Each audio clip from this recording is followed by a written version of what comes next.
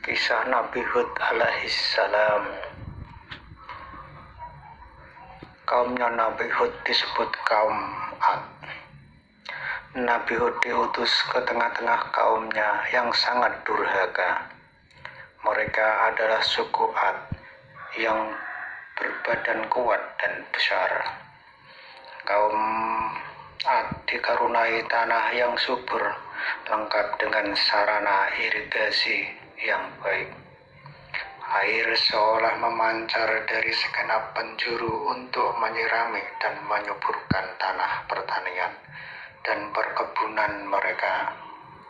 Berkat karunia Allah itu, mereka hidup makmur. Mereka mampu mengelola bukit dan gunung-gunung menjadi bangunan yang indah dan megah. Ini menjadi bukti betapa tinggi peradaban dan ilmu pengetahuan pada masa itu. Dalam waktu singkat, mereka berkembang pesat dan menjadi suku terbesar di antara suku-suku lainnya. Adalah kecenderungan manusia selalu lalai. Bila kemakmuran dan kemewahan sudah tercapai, mereka lupa diri dan hanya memperturutkan hawa nafsunya yang tak kenal puas. Bukan Allah yang mereka sembah, melainkan berhala yang bernama Samud, Sada, dan Al-Haba.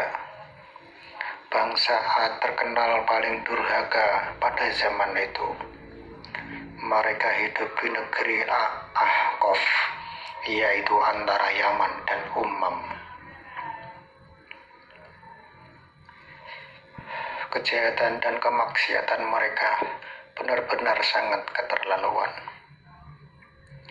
Nabi Hud adalah seorang yang berlapang dada, berbudi tinggi, pengasih, penyantun, sabar, namun cerdas dan tegas.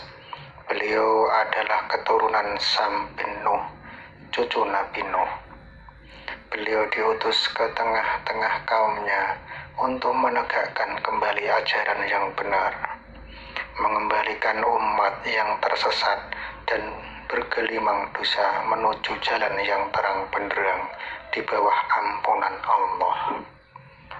Wahai kaumku, kalian telah menempuh jalan yang keliru dan sesat. Batu-batu berhala yang kalian sembah tidak bisa berbuat apa-apa, tidak mampu memberikan kebaikan maupun kemelaratan. Hanya Allah yang pantas kita sembah.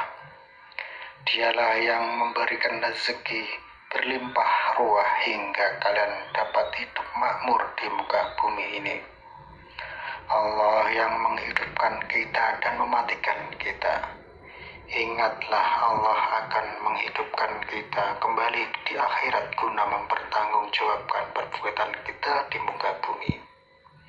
Siapa yang beramal baik akan mendapat pahala surga yang penuh dengan kenikmatan.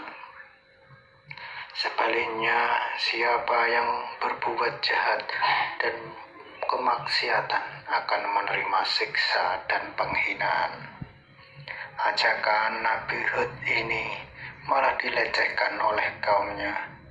Mereka berkata, "Mana bisa orang yang mati akan dihidupkan kembali? Itu hanya omong kosong dan bualanmu saja.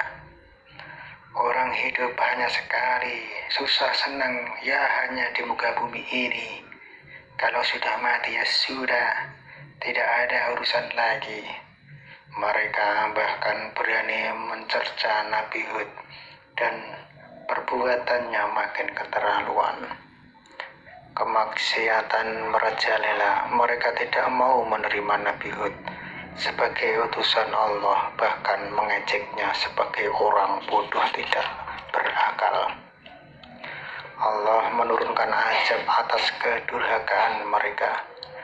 Bangsa Ad kemudian ditimpa musim kemarau panjang selama 3 tahun. Tak ada setetes hujan sama sekali dalam kurun itu. rusaklah lahan pertanian dan perkebunan yang mereka banggakan selama ini. Bahaya kelaparan mengancam di mana-mana. Dalam keadaan demikian, Nabi Hud masih berkenan memberikan peringatan kepada kaumnya. Hai kaumku, mohon ampunlah engkau kepada Allah dan bertaubatlah kepadanya. Niscaya Dia menurunkan hujan yang sangat deras atasmu, dan Dia menambahkan kekuatan kepada kekuatanmu, dan janganlah kamu berpaling dengan berbuat dosa. Tapi peringatan Nabi Hud itu malah ditentang keras oleh mereka. Hai Hud, kamu tidak mendatangkan suatu bukti yang nyata, dan kami sekali-kali tidak akan meninggalkan sesembahan kami karena perkataanmu. Kami sama sekali tidak akan mempercayaimu.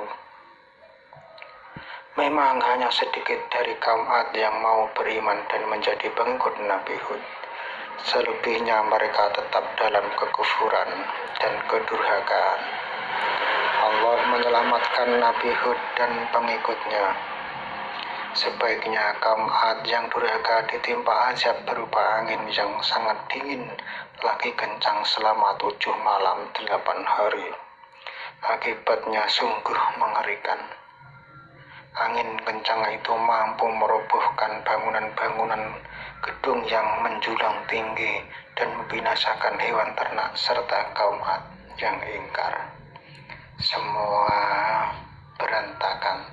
Tak seorang pun dari kaum yang durhaka itu tertinggal.